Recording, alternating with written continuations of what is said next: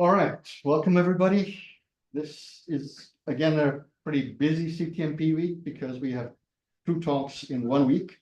This is the colloquium slot with the first talk by Fernando Torre. Both are on Parton showers, different level. This one is the introductory talk. Fernando is currently a PhD student in Manchester, where he also had obtained his MSc. He's working with Jeff Forshaw in Manchester and Simon Pletzer in Graz on these topics. The part of Parton shower program specifically are working on is called Seevolver, and that is something that aims at getting color structures right or better than other and older codes do. And I hope he's gonna give us a bit of a flavor, and partly the NC thing I suspect will play more of a role on Friday. So I hope you get a good introduction to what these Parton showers are about today. And so Fernando, take it away. Thank you very much for that lovely introduction. Yeah, so today I'm hoping to introduce exactly what a Parton shower is and why we want to do those calculations. I'm also going to talk a little bit about, in general, how Parton showers are generally done. And then I'm going to introduce amplitude-level Parton showers, which is in particular what I'm working on for my PhD. And it's what the code that Heribert mentioned, Seevolver, it's an amplitude-level Parton shower. I'm only going to be introducing the amplitude-level evolution today. Then on Friday, I'll be doing the more complete deep delve into amplitude-level evolution. So I thought we should start at the beginning, which I guess it starts with the standard model, which has been around in its current form since the 70s. And as you know, that it's been quite successful. We've got multiple interactions in them, and we've got fundamental particles, and we want to study them. In general, we study these particles and these fundamental interactions by colliding them. We accelerate them to high energies, and we make them crash into each other, and we look at what comes out in detectors, and that way we can study the interactions between the fundamental particles. There's different kinds of detectors. We've got fixed target, where you put a beam on some fixed particle object and see what happens, and then there's collision ones, where the two beams collide head-on. I've got here some pictures of pretty big collider experiments. For the LHC in Geneva, which is still going, and the RHAC in Brookhaven, which is also still going. These are different kind of colliders. The LHC collides 2 protons, and the Brookhaven one is heavy ion collider. So you're looking at different kinds of physics here. Also, other big ones are the Tetravon, the Hirondesi. Yeah, this is how we've figured out that the standard model works, basically. And so what happens at one of these collider experiments?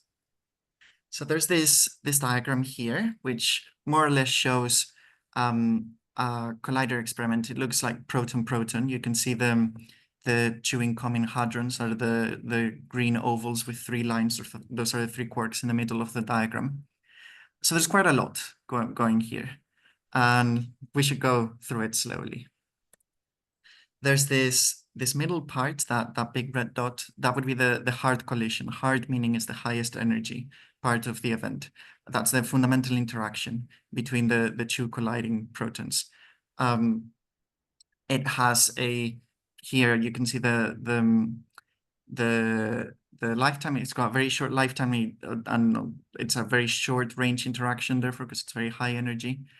Then the products of this hard collision, eventually, when they reach low energy enough, when they reach the non-perturbative part of QCD, they hadronize. They become particles that we can actually observe. Because what comes out of the hard process, which is in this diagram here for proton-proton, generally quarks and gluons, you can't observe them on their own. they need to hadronize. They need to become mesons and hadrons before the detectors can see them. And then these can decay into even more stable particles that exist at long distances and for long times. And these you observe are your particle detectors. So I think this diagram is quite interesting because there's each of these stages, and I've only overviewed like 3 of them, but there's quite a lot more. There's a lot of physics that goes into this. We're not just thinking of maybe it's specifically particle theory. This is like multiple fields going into the physics of particle detectors, into the physics of the Hart process, the Parton distribution functions, the decays, the hadronization. It's quite a lot. We in particular are going to look at this specific process. Out of the Hart process, where the colored legs, the quarks and gluons, I'm saying colored because as particles that interact within the strong nuclear interaction, they carry color, which is the charge of that interaction. Well, the legs that come out of the Hart process, they emit a cascade of radiation, of other colored radiation, and this happens in between those 2 scales. It happens in between the scale of the Hart process up until more or less a hadronization. This is very heuristic, but that's more or less a sensible picture. This is what we call a Parton shower. This radiation, this cascade of colored particles that come out of the Hart scattering in the middle. And this is specifically what I'm going to be talking about. Now, Parton showers, you can see from this diagram, are really important in making predictions at colliders. They happen you get this colored radiation anywhere where you get high energy colored particles. So being able to mathematically calculate the probabilities of the radiation and how the jets form and so on is crucial to be able to make good phenomenological predictions. At the detector, we can only see the hadrons that come out of the jets after the radiation. But if we don't know what the radiation looks like, there's no point making any comparison. Cool. So why do we see this radiation occurring? So it's mostly, as we're going to see now why, but mostly after the Hart collision, we get our colored legs, and they're going to be dressed, so covered in radiation of soft and collinear quarks and gluons. So this means they're soft, meaning they're low energy, and collinear, meaning they're very low angle, close to parallel to the particles that are being emitted from. So why is this? So if we take our QCD Lagrangian and we do perturbation theory and we write down our matrix elements, we get that for real emissions, so for the particles being emitted from those external legs, we get something of this form that I've written here. And we have to integrate over all possible energies and all possible angles. But if you look at the kernels of the integrals, they go as 1/e and 1/θ, meaning that this is going to diverge as the energy becomes really low and as the angle becomes really low, meaning that we are going to see a much, much higher probability on cross-section of emitting soft, low energy particles and collinear, low angle particles. Now, in reality, we don't have a way of controlling the radiation in every part of our detector. Generally, we have an observable, which cuts over, this is a phase space observable, it cuts over some part of the phase space, meaning that we may be inclusive over some region, which means that we include all radiation in that region, and exclusive over a different region. So this example here, this theta function is our phase space observable, and it's cutting over all the radiation that happens, for example, at large angles over some energy. This matches reality quite well, because in general, for example, if a particle is emitted along the beam axis, there's no detector there. We're inclusive over all radiation that happens within those angular regions. So it's generally the case that we are inclusive over some regions of the angular phase space and exclusive over others. Now, there's not only real emissions to consider. We also have virtual radiation. These virtual exchanges are going to be the particles that are being exchanged between the legs, and the ones that we can't observe. That's why they're virtual. Again, the matrix element looks quite similar, meaning that it blows up as the energy gets really low, or as the theta function gets really low. And we'll see that actually this effect cancels with the real emissions, such that if we were inclusive over all radiation in every direction,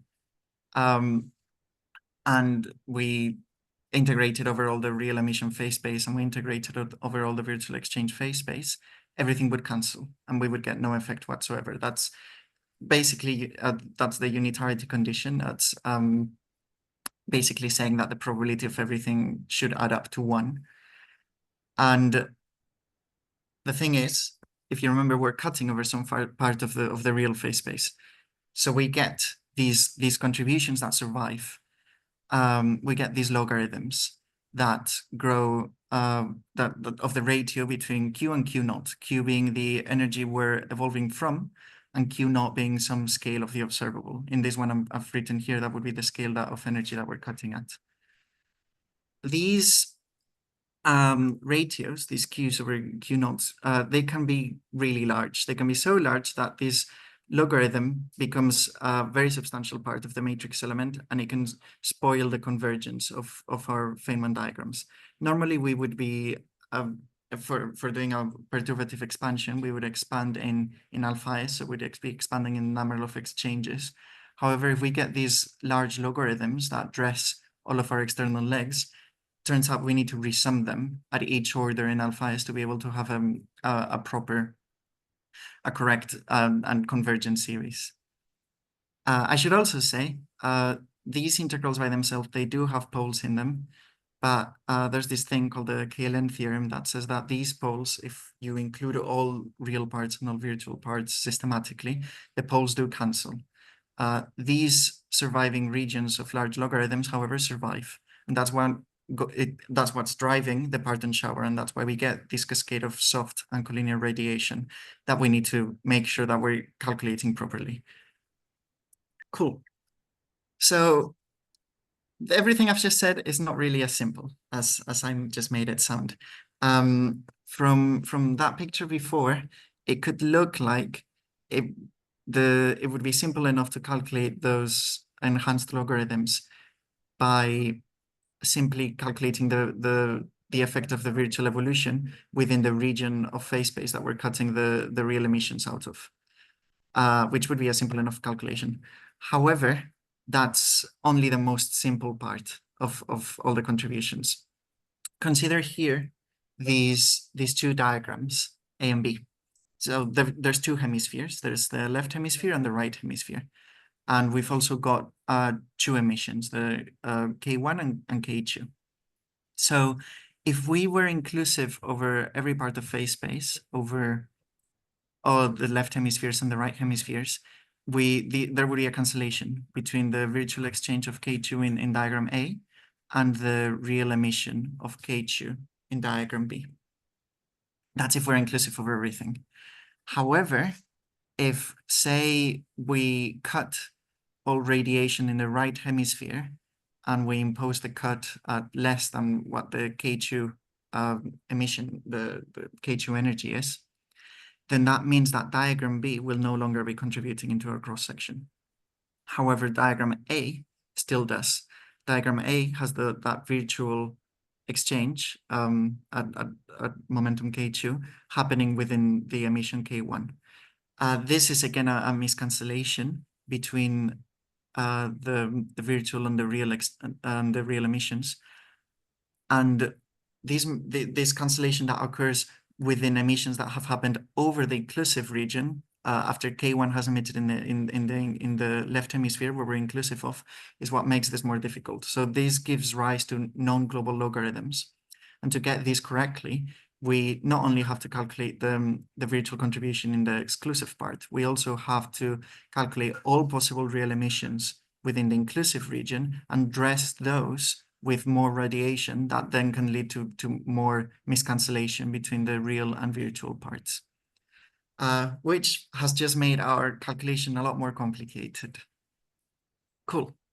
So how do we actually make a Parton shower?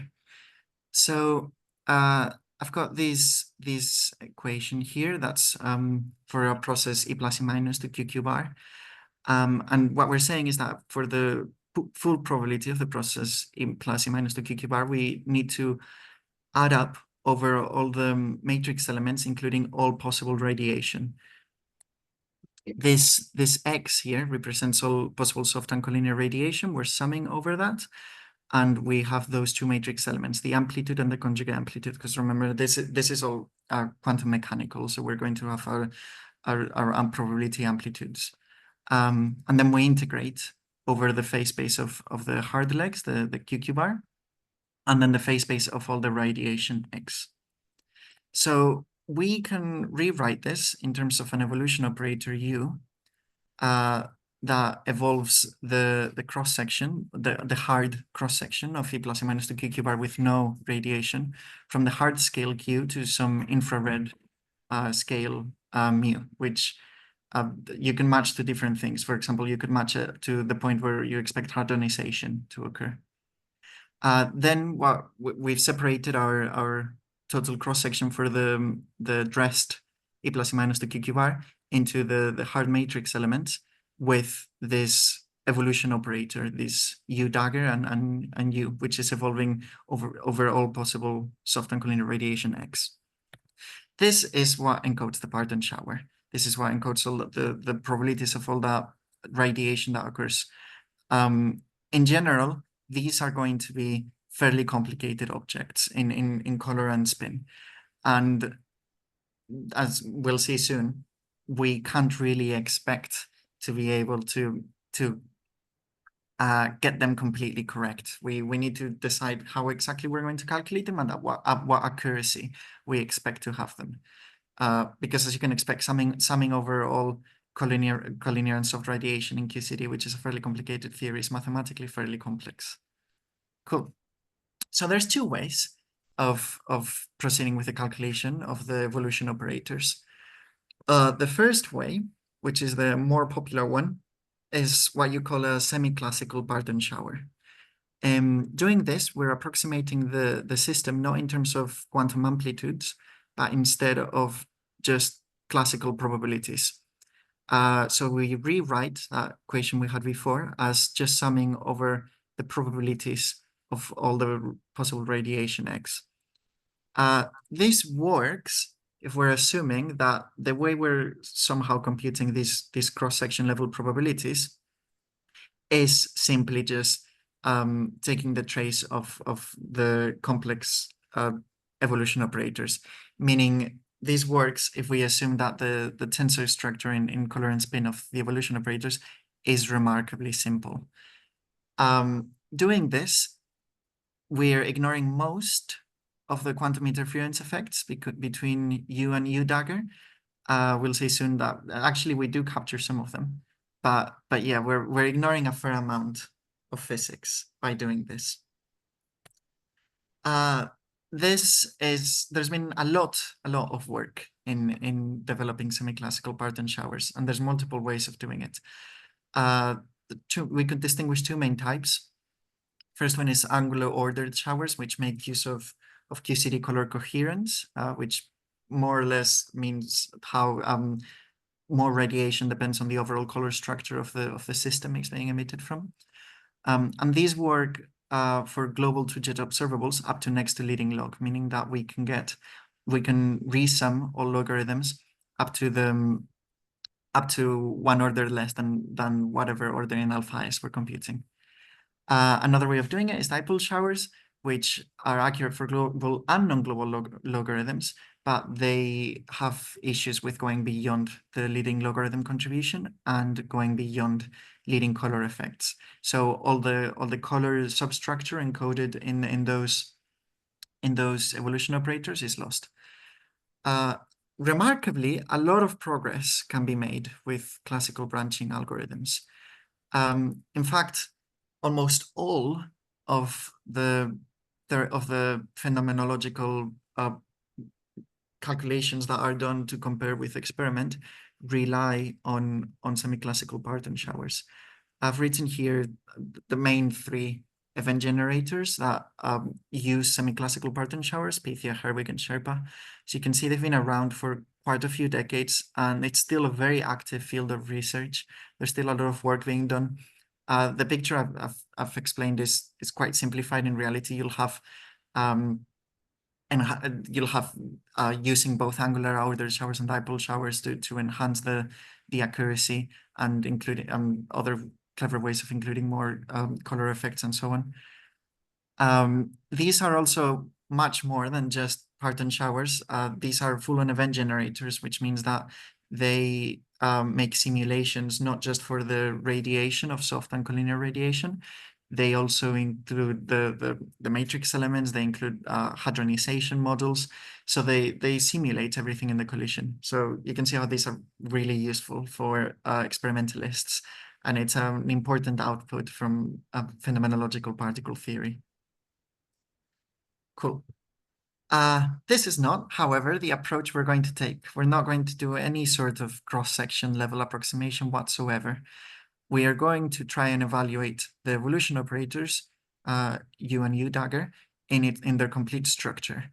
This is what we call an amplitude-level shower, because we're not evolving the cross-section, we're not evolving probabilities, we're evolving the quantum amplitudes directly.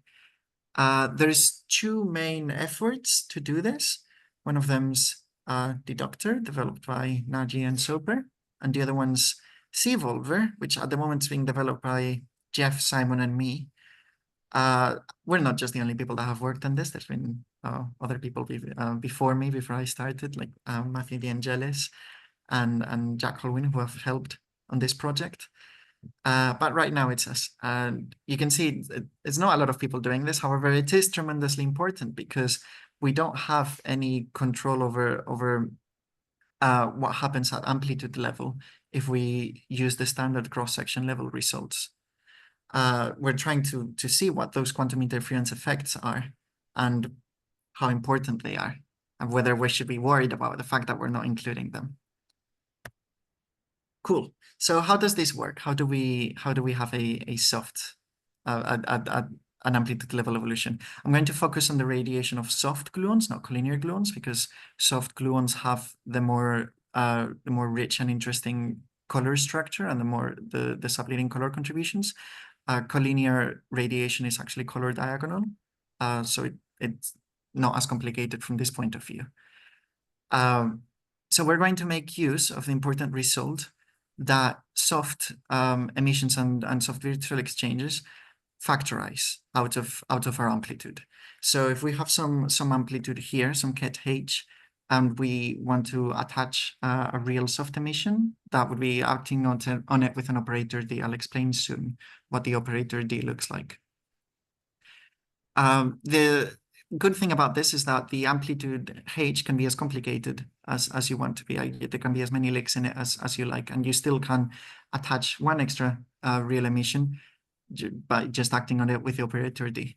Similarly, for virtual exchanges, we have a similar object, an operator gamma, which we'll also call an anomalous dimension, which factorizes out of the virtual exchange. So you can see from this that the way we're going to build the Parton shower is iteratively dressing with emission operators and virtual operators. Cool. So what do these look like?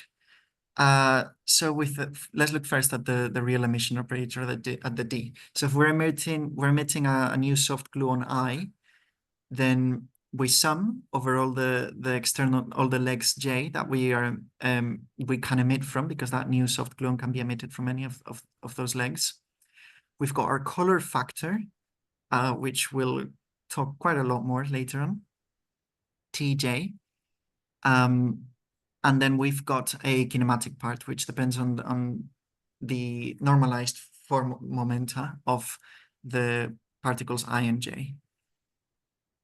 For the virtual exchange, it's actually pretty similar structure. You can see the things that are the same color is because they correspond between the real and virtual parts.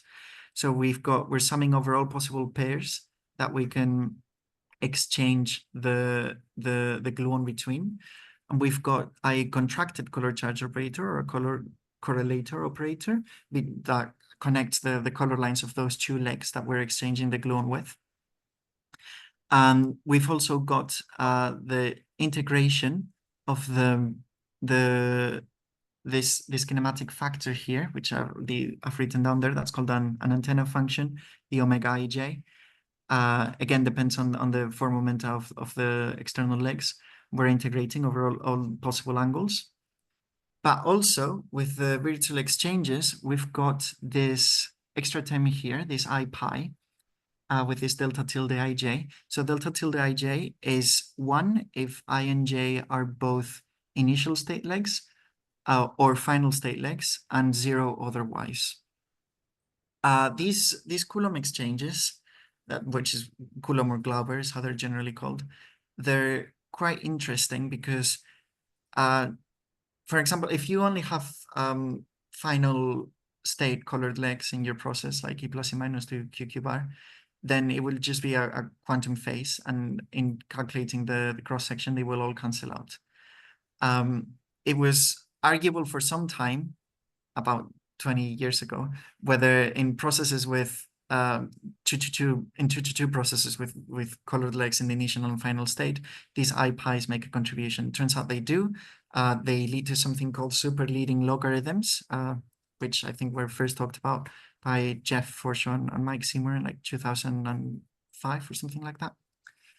And these are particularly interesting because these are completely impossible to evaluate in any way if you're using a cross-section algorithm. You can see that this is a quantum phase that happens on the amplitude and conjugate amplitude, and it's going to be a miscancellation between the amplitude and conjugate amplitude that leads to the superleading logarithms. Again, no way of getting to the superleading logs if you're working just at cross-section level. Cool. So the main issue that we have from these operators is going to be from the color charge operators. These are operators in the SU3 theory, and if you look at them on any representation and you see how they evolve as the color structure of the amplitude it's acting on increases, they get really complicated, and it's the main difficulty of doing this evaluation. So we want to achieve two things. We want to have a way in which we can track the contribution from subleading color. So explicitly have an expansion in powers of 1 over NC, where NC is the number of colors, such that we're able to separate the coefficient that's contributing at each order in NC. And we want to have a way of separating these color charge operators in this way. We also want a way to exponentiate the color correlators, the connected color charge operators. The reason being is that if you look at the argument of that exponential, sum over ij is summing over all the legs ij, the omega ij is some factor, kinematic factor, and then the correlator. We're exponentiating the virtual exchange that I had in the previous slide. We're exponentiating gamma.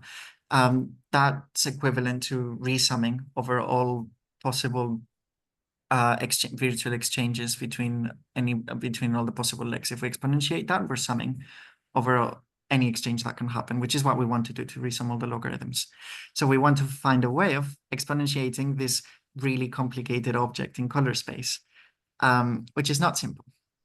So these are both challenging tasks, and it's the main thing we have to tackle for our amplitude evolution. And how do we do this?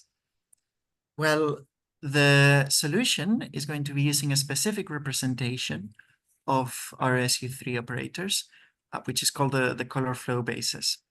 This representation is using the Fierce identity, which I've written down there, which just says that if you sum over the color charge operators over their adjointed index, they become these two terms, these two Dirac deltas in Kronecker delta, sorry, in the fundamental indices. And there's a diagrammatic way of understanding this. So the contracted color charge operators correspond to a gluon exchange between two fermionic legs, and they separate into two terms, one in which the gluon is transferring color and anti-color between those legs, and the other one in which it's not transferring any color, meaning that we are representing our color structure as if the quarks are carrying a color line, the antiquarks are carrying an anticolor line, and then gluon propagators, we are separating into one kind, which has a color line and an anticolor line. So if with 3 colors, this would lead to 9 different gluons. This is like a U3 gluon. And then another type of gluon, which we call the traceless condition gluon, or the singlet gluon, which doesn't carry any color at all. You see as well from this expression that in the case where the gluon doesn't carry any color, we've already got a factor of 1 over NC. So this is already a hint of how building up everything in terms of color exchanges, in terms of the color flow diagrams, is going to lead to a way of tracking how each of the swaps, how everything relates to orders in 1 over NC, to orders in subleading color. Cool. So I'm gonna spend a little bit more time talking about this color flow basis. So this diagram here, I've got 4 outgoing external legs: a quark, 2 gluons, and an antiquark. This is you can see here that the quark has a color line, the antiquark has an anticolor line, and the 2 gluons have 1 each. So a color state corresponds to all the possible ways in which we connect the color lines with one another. So if in this case we've got 3 pairs of color lines and 3 pairs of anticolor lines, which for short, a color line connected to an anticolor line, we're going to call a color flow. There's going to be 3 factorial different ways of connecting these lines together, meaning all the different permutations in which to connect all the lines with one another. Here you see the first column where the quark is connected to the anticolor in gluon 2, and then the color in gluon 2 is connected to the anticolor in gluon 3, and so on. That's one possible color state. And that corresponds with the permutation 1, 2, 3, with the labels that we've called these objects with. You can rearrange those permutations and you get the other possible color states. Therefore, if we have n color flows, we have n factorial color states, as I said. This is actually slightly more than basis vectors there are in an SU3 representation, which means that we do not have, this is not an orthonormal representation. We actually do not have that between the basis vectors, we do not have that there normalized. So if we take some color state sigma and some other color state tau, and we do the inner product, it's not normalized. We get that the result's going to be NC to the power of the number of color flows minus the number of swaps needed between a sigma and tau to get the same permutation again. There is a very diagrammatic way of understanding this. So if we look at the 1, 2, 3 permutation, the 1, 2, 3 color state, and we do the dot product of it with itself, that's equivalent of connecting the color line 1 with anticolor line 1, and so on. We close all the loops. And if we mirror that 1, 2, 3, we get 3 closed loops. So 3 closed loops corresponds to 3 closed Kronecker deltas over the fundamental indices. So that's NC to the power of 3, which is the same as our result here. That would be 3 NC to the power of 3 color flows. And then there's 0 swaps needed to get from one color state to another. If we do, however, the inner product between 1, 2, 3 and 2, 1, 3, if you imagine that, we actually only get 2 closed loops because of that swap that happens in 2, 1, 3. So 2 closed loops would be NC to the power of 2, which is what we get from our expression there, because there's one swap needed to go from 2, 1, 3 to 1, 2, 3. Okay, so what does this look like in terms of evolving our Parton shower? So without going into too much detail on exactly what the D operators and the virtual exchange operators, which are the exponentiated and normalized dimension, without going into too much detail over what those operators do, I can tell you that the D operator, which emits a new gluon, is creating a new set of color lines and anti-color lines. So it's increasing our representation in color space. In this diagram here, you can see we're evolving the amplitude towards the left and the conjugate amplitude towards the right. So in the middle of it, we've got the hard process color flows, however the color flows connected, and we're drawing one possible trajectory in color space. One of the possible trajectories that the event can take, going from the possible effects that the D operators and the and the V operators can have. So whenever we act with a D operator, we create a new set of color lines that connects to the process, and we're increasing the size of our color space. The V operators, on the other hand, if you remember, these include a resummation of all possible gluon exchanges between all possible legs. And so what they do is that they mix up the permutations, they rearrange them. So we here this diagram here, this hard process has two color flows in the amplitude and the conjugate amplitude. This could be, for example, an E plus E minus to QQ bar to QQ bar. Sorry, QQ bar that has two color flows. And then we see in the amplitude, we act on it with a virtual operator, which mixes them up, then a real emission, which creates a new pair of color lines, and so on. And then the evolution continues iteratively. On the other side, the conjugate amplitude, also we're acting with the same operators, but daggered. And you can see that the evolution is not necessarily the same. The effect that the trajectory that we can take in the conjugate amplitude in color space does not necessarily need to match that in the amplitude. So we are seeing where this here would be an interference effect of an amplitude and a conjugate amplitude, which are not the same. This is the sort of contribution that we are blind to when we're doing everything at cross-section level and when we're not evolving the amplitudes directly. So you can see here, this would be one event in our Monte Carlo. And then our Monte Carlo is going to sum starting from the hard process, it's going to sum over all possible trajectories in color space. And that way it's going to get the complete picture in the complete effect of subleading color. But not just that. At each point in this evolution, at each time we act on them with the D and V operators, we can actually keep track of how many factors of 1 over NC we're adding, how far off the color diagonal we're going.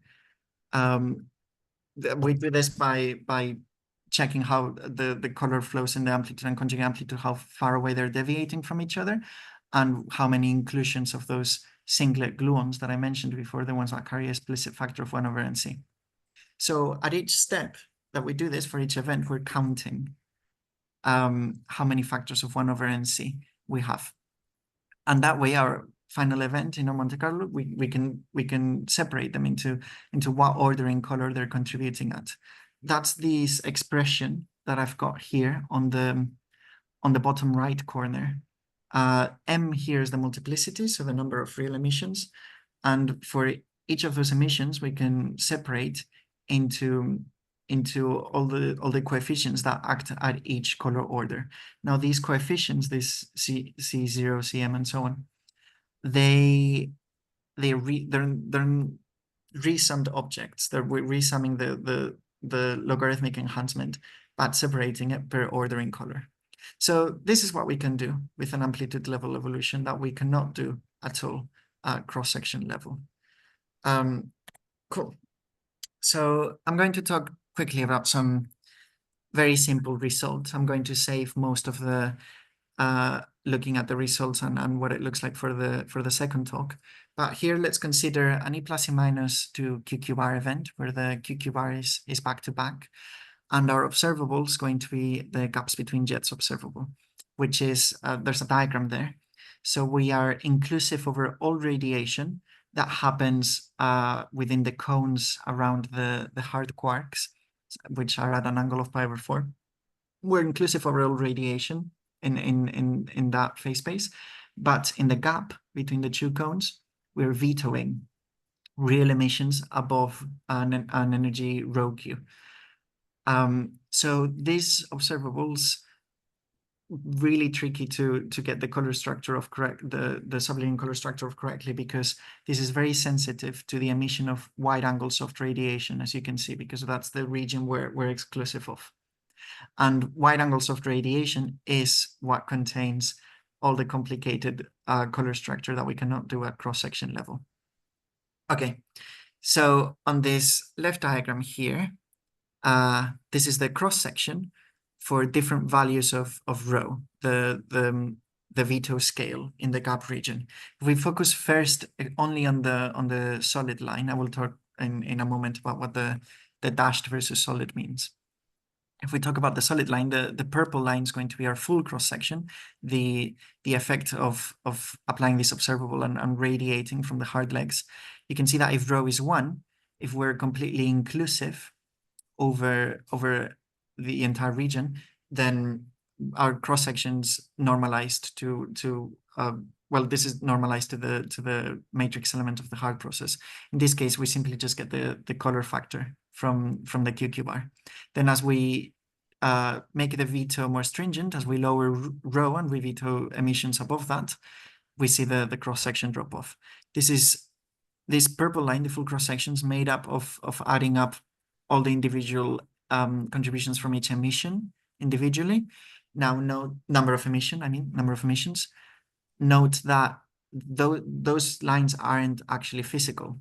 The physical total cross-section will be after we resum overall logarithms from any possible number of emissions, which is the purple line.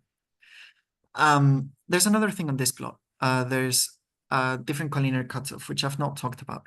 If you know about the topic, and you noticed in my previous slides, actually the virtual operators and the real emissions, they've got poles in them. They've got collinear poles when the real emission of the virtual exchanges become collinear with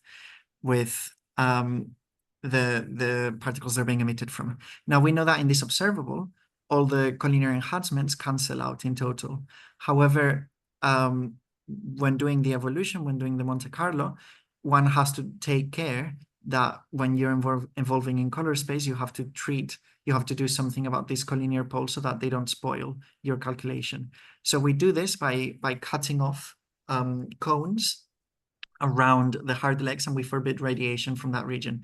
We know that the collinear radiation will have to cancel from the total observable. So this regulator, the size of the cone, should drop off of the total result. And as you can see, it does. There's two results here for a different size of the cones that we're cutting off from the legs. And the total cross-section it still agrees, which shows that we are completely independent of a regulator. But you can see how the contribution from each of the multiplicities changes, which shows how by doing this, we're actually rearranging the ordering of the importance of the resummation. And so showing the independence of it in the full result is fairly non-trivial. Another check that's good to have is what we call the unitarity check, where we're inclusive over all radiation in any part of phase space.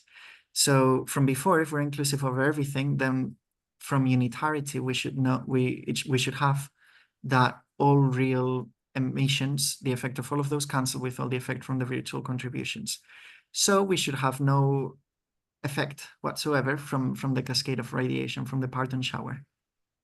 And we see here that, in fact, if we don't have any radiation whatsoever, but we evolve down the shower down to some energy scale, it looks like the full cross section is not evolving at all. It's completely flat, which shows how our real emission and virtual exchanges are canceling correctly.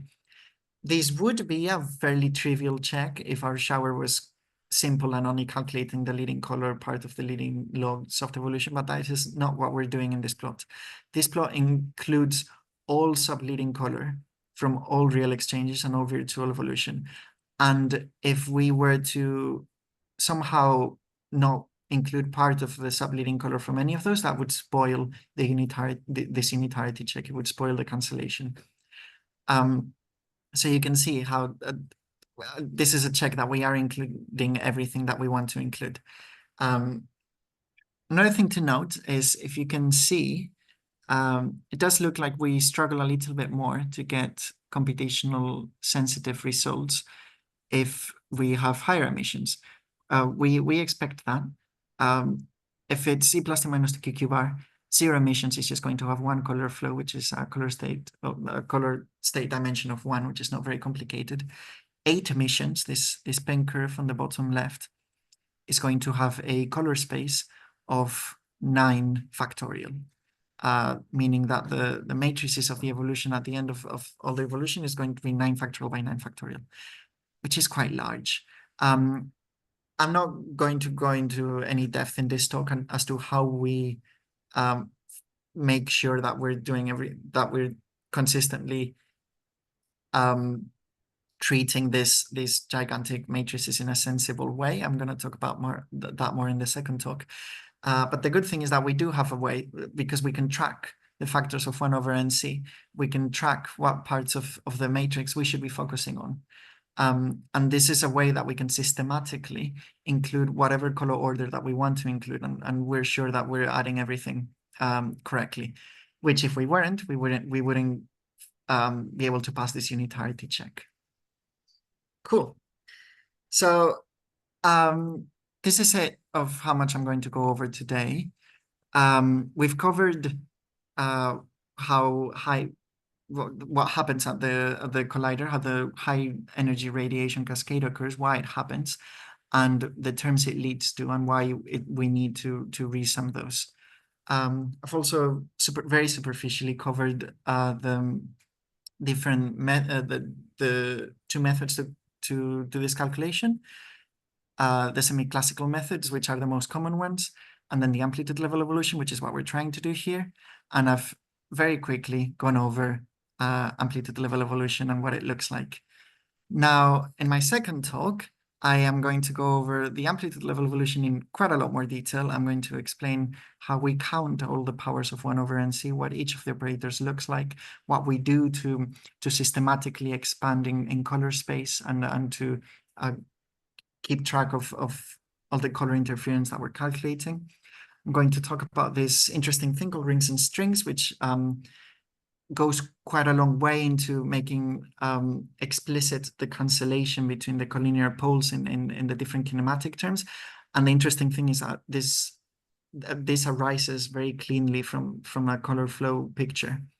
I'm also going to talk quite a bit more about our results. I'm going to show a lot more 2-2 processes, and I'm going to talk in general about how the amplitude level algorithm arises naturally when we think about infrared evolution. And that's all for me today. Thank you.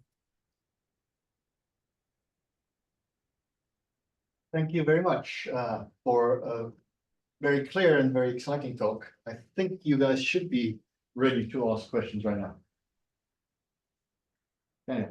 I have 2. The first one is, could you talk more about how you did the counting the number of gluons in the color flow basis? I'm not sure I exactly followed how you did that, how you ended up with 9 with 2 colors and 1. Oh, yeah. So if you remember, if we have 9 color flows, then there's going to be 9 factorial permutations. So 9 factorial different color states that we can be in. If we have this QQ bar process and then 8 gluons, that's each gluon contributes 1 color flow, and the QQ bar is another color flow, so that's 9 color flows in total. Oh, sure. Okay. Yeah. And the other one is in the unitarity check that you did at the end. Yeah. Something's happening at very low cutoff when the Yeah. What's causing that? What's the I mean, it basically that I didn't spend too much time making sure that the 8 emission and the 9 emissions are completely correct. You can see that the 8 emission has a negative, because we have this amplitude evolution, we have positive and negative weights, which it makes convergence a tricky thing. You can see the noise in this 8 emission pin curve. There's actually one point that's negative. That's the sort of noise that's leading to that slight drop off at the low rho region. Potentially, we also need to add 9 emissions and 10 emissions into this plot. I'm not quite sure if those are included. okay? Yeah. Okay, yeah. I'll come back to that in 5 minutes. Okay. I have a question on your plot on slide 34. Yeah. So I'm looking at the cross sections as a function of density here for the different emissions. And it looks that like the plots for the different cutoffs seem to semi follow the trend that the cutoff at a lower cutoff would have a slightly higher cross section. But I'm noticing that that trend doesn't follow for 0 emissions, and I'm just wondering why that might be the case. So that's not completely correct. The smaller cutoff will have higher contribution from higher multiplicities. At smaller cutoff, the resummation will involve, and getting the cross-section correct, will involve contributions from higher number of multiplicities. That's why you're seeing that the 0 emission contribution is lower and the contribution from higher multiplicities is larger. The important thing is that when you add all of the multiplicities together, the total cross-section should remain constant. So you expect more contribution from some multiplicities and less contribution from other multiplicities. And this also changes at what point in rho you're looking at. Maybe you should try to visualize what is happening in this process, right? When you get to 8 emissions, you've gone through a number of steps to get there. Yeah. Right. So there are pieces where that go into it that have a single emission. That you do one emission first, and then you add another one. You do this sequentially. Okay. And that's how you start popping in those colorful curves that get zigzaggy as you get to thing, right? These ones. Yeah. Yeah. And the things that you end up with. Well, this is my question actually that I wanted to ask you. If we go back to your plot, is this the zagginess? Is this an issue of statistics that you have? That Yeah, it is. Yeah. you would have to make many, right? You're making configurations that have none, 1, 2, 3, 4, 5 additional animals in the final state. Yeah. And to get the 8 emissions thing right, you need way more statistics than you would need for the other one, and that gets more and more expensive as you go. Yeah, I mean, absolutely. At high multiplicity, the space we need to explore is much larger. But I think what Simon might want to say is that because we systematically keep track of where color is, we do have a way of not having to do this with raw statistics. We are clever about this and look into the regions of color space that should matter more. Okay, Simon. Anyways, yeah. Keep going. Yeah, just as a comment, right? So we have various versions of statistical algorithms to bias ourselves into certain color regions and high multiplicities if we want to do that as a cross-check. But generally, if you do showers and you look at the typical anatomy of showers, this observable is a notoriously difficult one to populate for low rho. That by its very definition. So you will always struggle to get this right, or even with a normal Parton shower will have issues in statistics for high multiplicities at low rho. So it's by this nature that we need these tweaks, but otherwise we can do something much more universal. Yeah, we can do the entire evolution over all the color space, or as Simon said, we can make the algorithm shift so that we're looking at specific contributions in color order. And generally that helps quite a lot with these high multiplicities, low rho regions.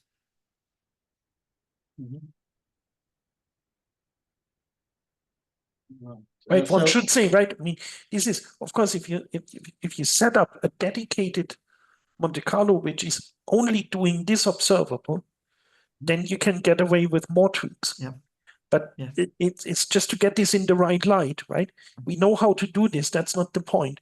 The point is that, of course, eventually we want to develop something which is more differential, more universal. And so this is important. So maybe, Fernando, if you can show next time the closure plot from the event generator mode to this dedicated mode. Yeah. That would, I think this that's is on quite enlightening then on Yeah. Friday. Yeah. Yeah, that one's on Friday. Yeah. Okay, very good, very good. So you're one more for me. Sorry, I'm just going. You say you carefully keep track of subleading and C corrections. So there, with 8 emissions, of course, that thing, the 1 over NC expansion should terminate at some point. Yes, yeah, the especially for low emissions, there's not that many subleading color orders. So right. Yeah. So you can only get 1 over NC to the what is it directly related to the number of emissions? It is directly, yeah, it is. So yeah. So you keep them all in there in that calculation? I suppose there's no reason to drop anything here. So we can keep all of them.